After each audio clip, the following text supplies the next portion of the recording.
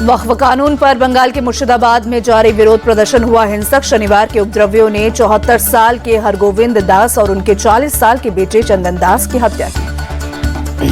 उपद्रवियों ने शमशेरगंज में हरगोविंद दास पर किया हमला। पिता को बचाने पहुंचे चंदन दास पर भी किया धारदार हथियार से वार। दोनों बाप बेटे की घर के बाहर हुई मौत। विरोध प्रदर्शन के दौरान घायल हुए एक 14 साल के लड़के की भी हुई मौत। शुक्रवार को लड़के को लगी थी गोली। बंगाल में जगह जगह हिंसा पर कलकत्ता हाईकोर्ट सख्त। कहा, हम हिंसा पर आंख नहीं मूंद सकते। हिंसा प्रभावित इलाकों में केंद्रीय फोर्स की तैनाती के दिए आदेश। हाईकोर्ट के आदेश के बाद एक्शन में केंद्र सरकार। हिंसाग्रस्त इलाकों में भेजी गई बीएसएफ की 5 कंपनियां। पैरामिलिट्री फोर्स के 1600 जवान किए जाएंगे तैनात। मुर्शिदाबाद हिंसा के बाद बंगाल पुलिस ने 110 लोगों को किया गिरफ्तार। सूती से 71 और मुर्शिदाबाद से 41 लोग किए गए गिरफ्तार। मुर्शिदाबाद में हुई हिंसा के बाद पुलिस प्रशासन अलर्ट। बीती रात पुलिस के बड़े अधिकारियों ने प्रभावित इलाके का किया दौरा। अधिकारियों ने स्थानीय पुलिस अधिकारियों के साथ बैठक भी की। हालात के बारे में भी पूरी जानकारी ली। मुर्शिदाबाद हिंसा पर बोले बंगाल के डीजीपी राजीव कुमार, सभी को सुरक्षा देना हमारी जिम्मेदारी है। किसी तरह की हिंसा बर्दाश्त नहीं है। टीएमसी के राष्ट्रीय महासचिव अभिषेक बनर्जी ने शांति की अपील की। कहा, कुछ लोग बंगाल को जलाना चाहते हैं। बीजेपी नेता दिलीप घोष बोले, मुर्शिदाबाद को बंगाल से अलग करने की साजिश हो रही है। इतनी हिंसा हुई और डीजीपी कह रहे हैं कि कुछ नहीं हुआ है। पश्चिम बंगाल के नेता प्रतिपक्ष शुवेंदु अधिकारी का बयान। बोले, यहाँ हिंदू त्योहार मनाने के लिए कोर्ट जाना पड़ता है। ममता बनर्जी पर तुष्टीकरण की राजनीति करने का आरोप लगाया।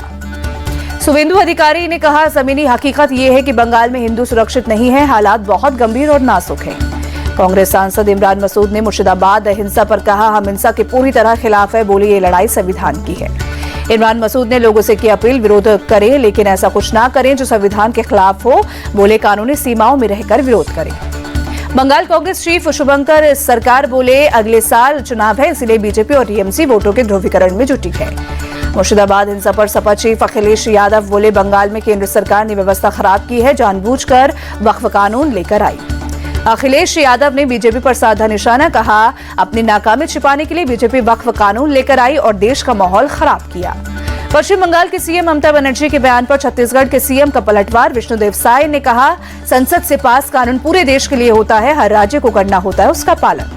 गुना के कलेक्टर और एसपी भारी तादाद में पुलिस बल के साथ मौके पर पहुंचे। हालात पर पाया काबू। आसपास के बाजार को किया गया बंद। पुलिस ने विक्की पठान नाम के शख्स सहित 5 लोगों के खिलाफ नामजद एफआईआर दर्ज की, जबकि करीब 15 से 20 अन्य के खिलाफ भी केस दर्ज। पुलिस के मुताबिक बिना इजाजत निकाली गई थी हनुमान जयंती की शोभा यात्रा और मस्जिद के पास नारेबाजी भी की गई, जिसके बाद विवाद और पथराव हुआ। हनुमान जयंती की शोभा यात्रा पर पथराव पर केंद्रीय मंत्री ज्योतिरादित्य सिंधिया का एक्शन। स्थानीय पुलिस प्रशासन से बात कर तुरंत कार्रवाई के निर्देश दिए। खत्री गांव में बिना इजाजत अंबेडकर की प्रतिमा लगाने पर गांव वालों का फूटा गुस्सा। ग्राम समाज की जमीन पर अवैध तरीके से प्रतिमा स्थापित किए जाने का लगाया आरोप। गांव वालों के मुताबिक 3 दिन पहले ग्राम प्रधान के प्रस्ताव पर रखी गई थी बाबा साहेब अंबेडकर की प्रतिमा। हजारों की तादाद में पहाड़पुर चौराहे पर लोगों ने किया विरोध प्रदर्शन। पुलिस ने खत्री गांव के प्रधान को हिरासत में लिया। पूरे इलाके में भारी तादाद में पुलिस और पीएसी के जवान किए गए तैनात। गांव वालों के विरोध के बाद मूर्ति को कवर किया गया। बीजेपी के विधायक योगेश शुक्ला ने कहा, प्रतिमा का अभी अनावरण नहीं होगा, इजाजत मिलने के बाद ही मूर्ति खोली जाएगी।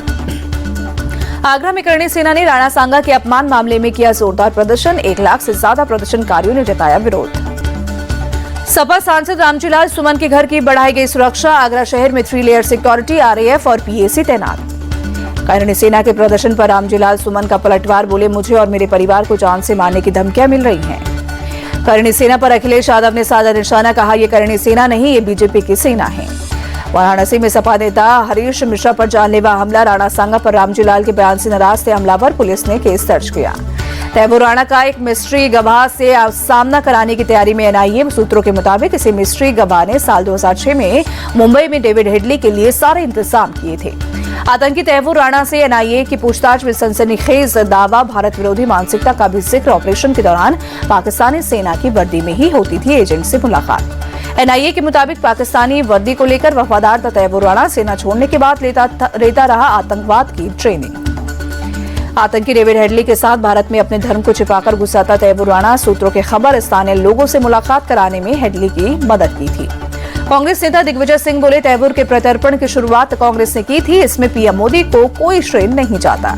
आज से 5 दिवसीय कानपुर दौरे पर संघ प्रमुख मोहन भागवत संघ कार्यालय और भीमराव अंबेडकर ऑडिटोरियम का करेंगे उद्घाटन। स्वयं सेवकों से भी करेंगे मुलाकात। अंबेडकर जयंती पर दिल्ली में वॉकथॉन का आयोजन, मुख्यमंत्री रेखा गुप्ता ने दिखाई हरी झंडी, बड़ी संख्या में लोग हुए शामिल। आईपीएल सुपर संडे में आज 2 मुकाबले। पहले मैच में राजस्थान रॉयल्स और रॉयल चैलेंजर्स बेंगलोर आमने सामने। जयपुर में दोपहर 3:30 बजे से खेला जाएगा मैच। आईपीएल में दोनों टीमों के बीच बराबरी की टक्कर। बेंगलोर और राजस्थान की 31 बार टक्कर। 15 मैच में आरसीबी ने जीत हासिल की। 14 मैचों में राजस्थान ने मारी बाजी। 3 मैचों का नहीं निकला नतीजा। सुपर संडे के दूसरे मैच में दिल्ली और मुंबई की टक्कर। दिल्ली में शाम 7:30 बजे से होगा मुकाबला। आईपीएल के इतिहास में 35 बार हुई है दिल्ली कैपिटल्स और मुंबई इंडियंस की लड़ाई। 16 बार दिल्ली को मिली जीत, 19 बार मुंबई ने दिल्ली को हराया।